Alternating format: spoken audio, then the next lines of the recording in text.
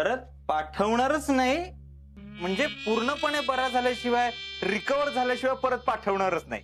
हो. असं आहे ते. आता काय प्रमोशन झालं, मग जबाबदाऱ्या वाढल्या, रिस्पॉन्सिबिलिटी आली. उद्या आला फोन या लगेच मिशनवर, तर आम्ही काय करायचं? नो नो नो नो, तुम्ही अजिबात सोडू नका त्याला. आणि शिवाय आर्मी सुद्धा बोलवत नाही असं.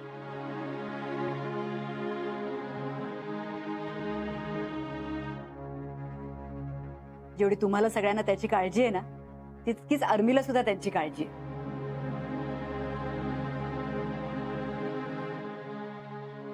सीमेवर जवान लढत असताना त्याच्याबरोबर जरी फॅमिली नसली ना, तरी आर्मीच त्याची फॅमिली सारखी काळजी घेते. काय शीतल, शीतलला माहिती येते. शीतल आसाममध्ये राहून गेलीये ना. आज अचानक आम्ही न सांगता तिथे आलो आणि तुम्हा सगळ्यांची गडबड झाली, त्याबद्दल व्हेरी सॉरी. पण मला तुम्हा सगळ्यांचा खूप अभिमान आहे.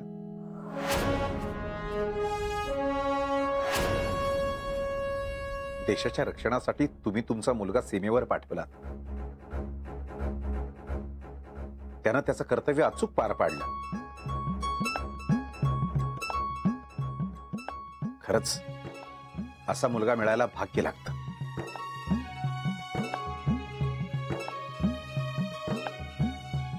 तुम्ही सगळेजण त्यांच्या पाठीशी आहात म्हणून ते आपलं कर्तव्य अगदी अचूकपणे बजावू शकतात.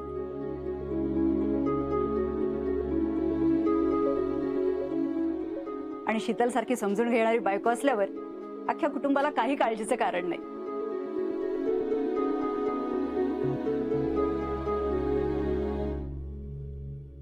बाकी कर्नल साहेब, सध्याच्या बातम्या कानावर ऐकायला येतात. त्यांनी म्हणले हे होतं हो, हे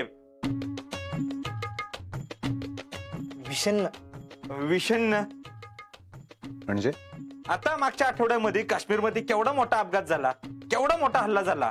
हा इथं ते पुलवामा मध्ये हा केवढा मोठा अटॅक झाला. काळजी वाटते हो.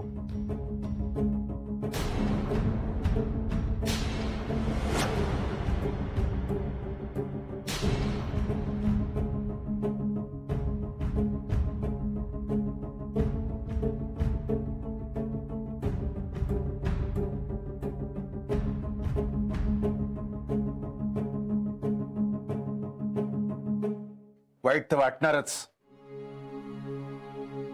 आपले 40हून अधिक वीर जवान शहीद झाले.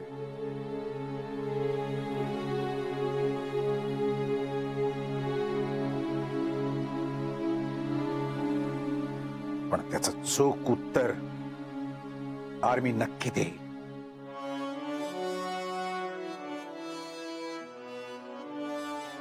दिलंच पाहिजे. मी म्हणतो दिलंच पाहिजे.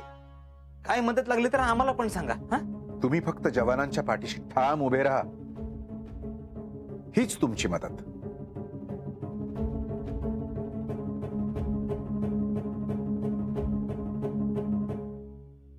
बाकी इतर इंडियन आर्मी पाहून घेईलच.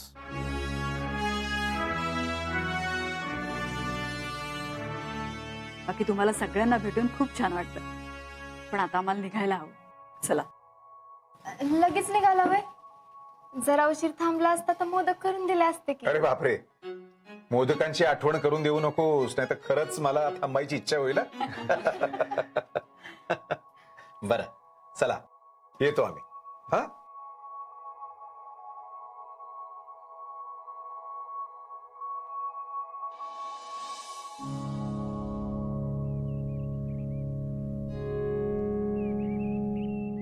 ओके अजिंक्य, चला. Take care of yourself. Yes sir. अहो शीतल असल्यावर कसली आलीये काळजी. अजिंक्य, एक प्रश्न विचारू? हा सर बोला की. घरी सगळं ठीक आहे ना?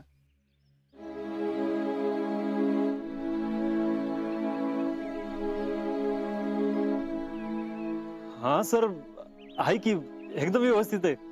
बट स्टिल अजिंक्य, मला तुला काय सांगायचं, एका फौजीसाठी आर्मी जितकी महत्वाची असते ना, तितकंच त्याला त्याचं घर महत्वाचं असायला हवंय. जशी बाहेरची युद्ध आपण जिंकतो ना, तशी घरची युद्ध सुद्धा आपल्याला जिंकता यायला पाहिजे. सर म्हणजे पुलवामा मध्ये जो काही एक भयाड अटॅक झाला आणि त्यामुळे संपूर्ण देशभर संताप आहे, सुडाची भावना आहे, तसंच काळजीचं वातावरण सुद्धा आहे. मला तुझ्या घरात तुझ्याविषयी काळजी दिसली. त्यात कुपवाडामध्ये झालेल्या मिशनमध्ये जवळजवळ तुझ्या जीवावर बेतलं होतं. आणि मी आजवर अशा अनेक युद्धात जखमी झालेल्या जवानांच्या परिवारांना भेटी दिलेल्या आहेत.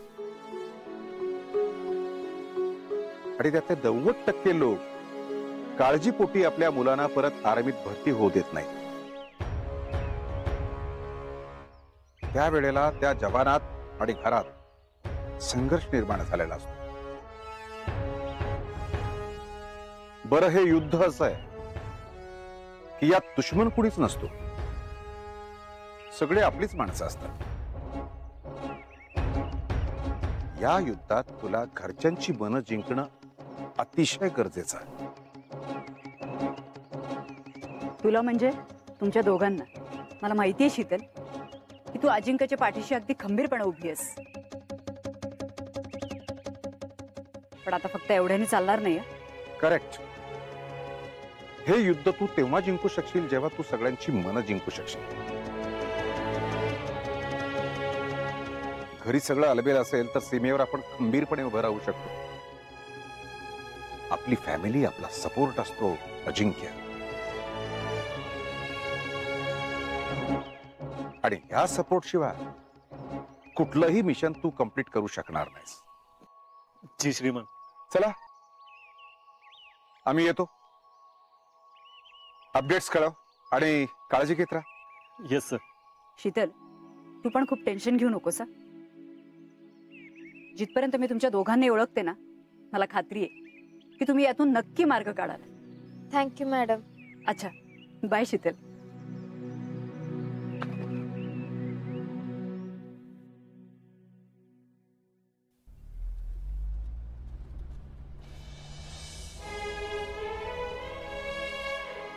शितले, आपण घरातल्या सगळ्यांना पटवून देऊ आणि प्रेमानं पटवून देऊ.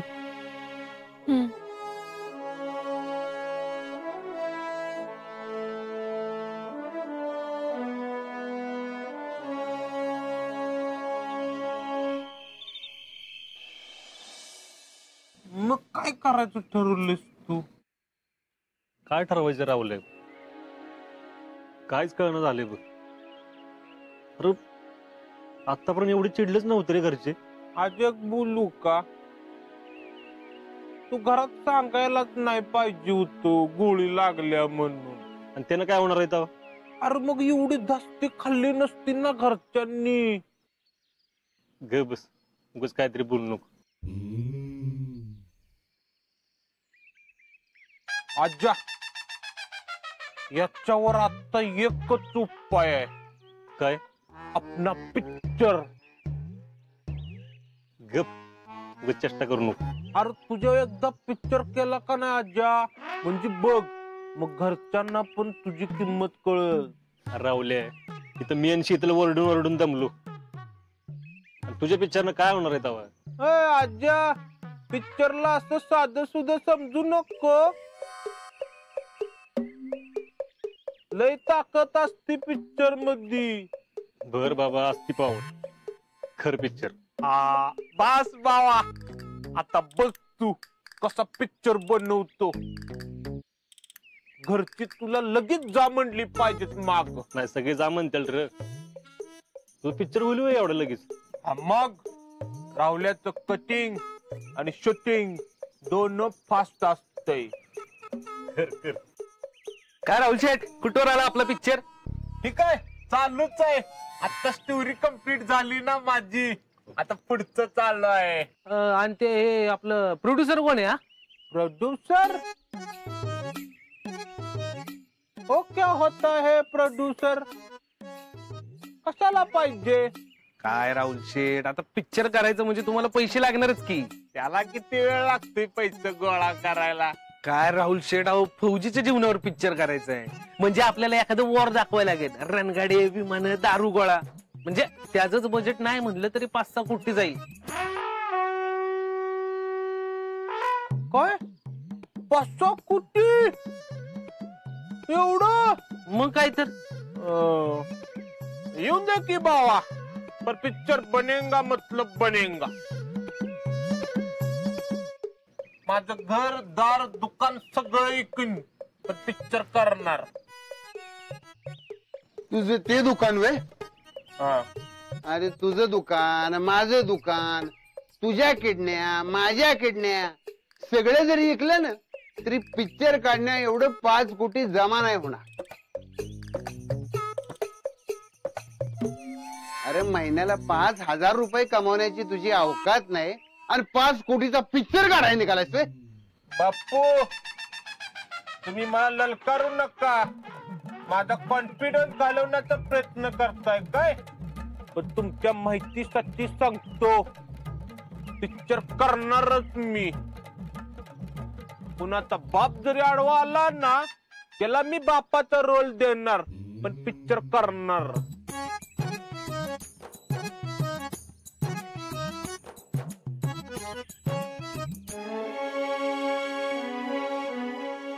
राहुल्या, तुझ्याकडे बघितलं की असं वाटतं ना की जगातली कुठली बी गोष्ट अशक्य नाही.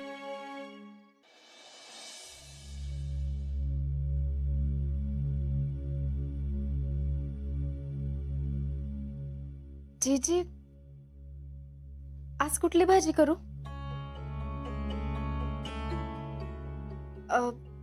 बटाटे बारीक कापून काचऱ्या करू?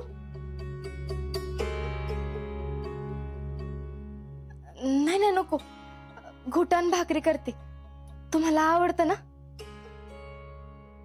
जीजी जीजी, अहो असं करू नका. मी तुमच्या लेकीवानी आहे असं म्हणलं होता ना. बोला माझ्याशी, ओरडा मला, पण असा बोला धरू नका जीजी. जीजी जीजी.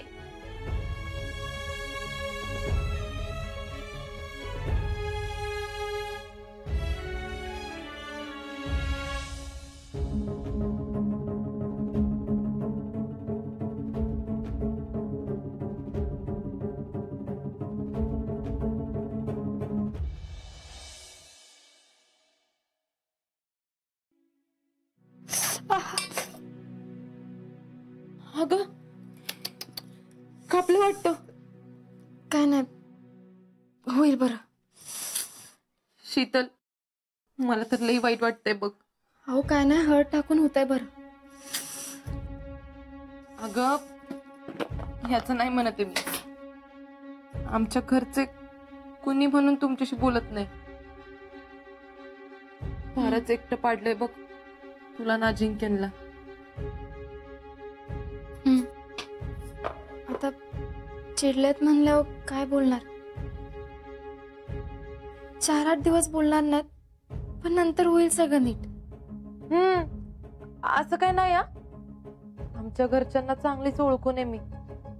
त्यांनी एकदा काहीतरी डोक्यात घेतलं ना की घेतलं बघ. तू असं कर की तू तुझ्या घरच्यांसंग बोलून बघ ना. म्हणजे नानांना सांग, तर आईला सांग. नाना तसं समजून घेतील ना तुला, ते सांगतील काय तर. आणि अगदीच काय झालं ना तर तेच समजवतील जिजीला आणि पप्पांना पण. हे बघ, हे तर नक्की आहे की आमच्या घरात ते तुमचं काही बी ऐकणार नाही. अजिंक्यंचंच काय ऐकणार, तर तुझं कुठं काय घेऊन बसलीस? घरच्यांशी का नाही असंच कोणीतरी मोठ्या माणसाने बोलायला पाहिजे, तर कदाचित ते ऐकतील तरी. त्यांना काय बी होणार नाही. म्हणजे अगं असं का बोलतीस तू? एक तर बोलून तर बघ की. अजिंक्यांना बी असंच वाटलं होतं, म्हणून आम्ही आमच्या घरी गेलो होतो बोलाय. मग काय, कुणीच आमचं काय ऐकून घेतलं नाही. उलट त्यांनी अजिंक्यांनाच सुनावलं.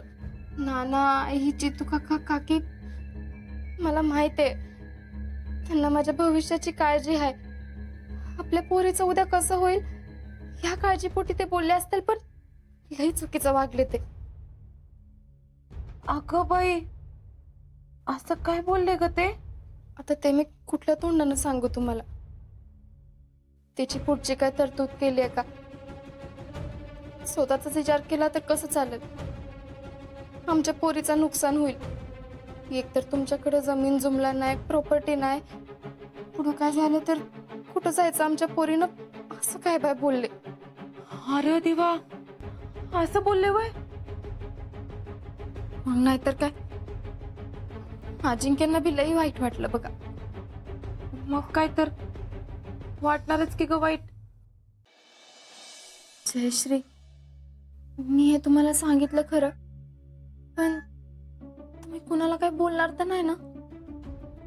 शीतल, अगं मैत्रीण म्हणतीस ना मला, आणि असं बोलतीस बाय? मी कशाला कुणाला सांगायला जाईल? पण पुढं काय झालं मग?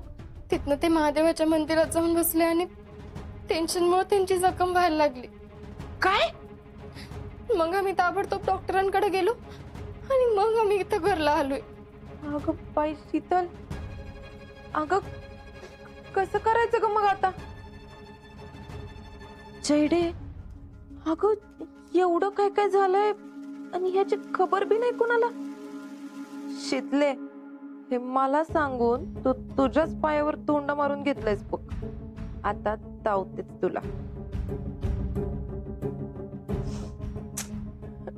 शीतल, मला बी कळाना झालंय ग, आता काय करायचं ते. अगं अजिंक्यांना किती वाईट वाटलं असेल ना या गोष्टीचं. लई मानी आहेत ग अजिंक्य. तेच तर, माझं असं झालं उगाच हो म्हणले मी जायला. पण शीतल, तुझ्या घरातले एवढं काय काय बोलले त्यांना, पण तू ऐकूनच कसं काय घेतलंस? नाही म्हणजे किती जरी झालं तरी नवरा आहे ग तू तुझा. अशा वेळी का नाही आपल्या माणसांच्या पाठीमागं आपणच उभं राहायचं असतं शीतल. मग त्यासाठी घरच्यांच्या विरोधात जायला लागलं तरी चालतं. मी तर माझ्या मम्मीचं पण ऐकून नाही घेतलं. मी तर ठरवलं होतं उभ्या जन्मात या घराची पायरी परत चढायची नाही. जिथं माझ्या नवऱ्याला किंमतच नाही तर जायचंच नाही. पण मग तू आलीस, तू माझी माफी मागितली, घरी चला चला चला म्हणून माग लागली, म्हणून मग मी आले. तू गप बसलीस, याच गोष्टीचं अजिंक्यांना लई वाईट वाटलं असणार आहे बघ. ते असं काय बोलले नाहीत मला. अगं शीतल, असं कसं ते सांगणार तुला? तुला एवढे बी कळत नाही बाई.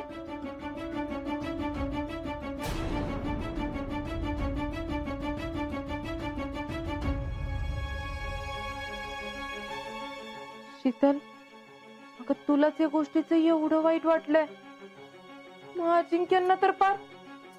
तेव्हा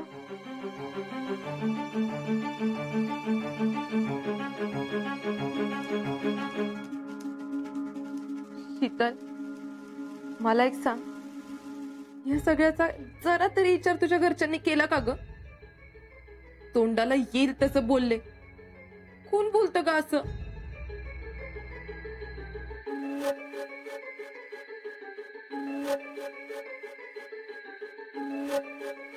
शीतल, अगं सगळ्या जखमा अशा हळद लावून नाही भरून येत. काय काय घाव लई वर्मी लागलेले असतात बघ. आणि ज्या माणसांना तुझ्या नवऱ्याच्या पराक्रमाची किंमत नाही ना, त्यांच्याशी बोलायला जायची बी काही गरज नाही. अगं मला विचारशील ना तर सांगते, मी माझ्या घरच्यांशी एका शब्दाने बी बोलले नसते. पण जाऊ दे, तुझा तर तो स्वभावच नाही. तू काय, तू परत घरच्यांशी बोलायला जाशील आणि त्यांचंच ऐकून घेशील. पण बघा शीतल, तुझं तुझ्या नवऱ्यावर जरा जरी खरं प्रेम असेल ना तर जाऊ देत बाई. तुझं तूच ठरव काय करायचं ते.